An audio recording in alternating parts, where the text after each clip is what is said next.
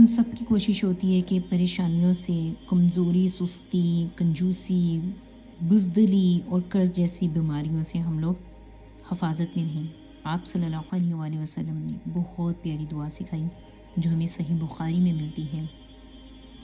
حضرت انس بن مالک رضی اللہ عنہ سے روایت ہے کہ نبی کریم صلی اللہ علیہ وآلہ وسلم فرمایا کرتے تھے، اللہم انی اعوذ بک من الہم والحزن والعجز والکسل والجبن والبخل ودلع الدین وغلبۃ الرجال۔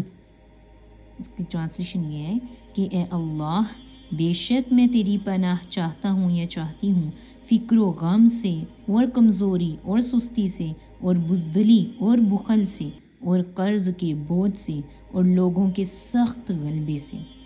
آمین۔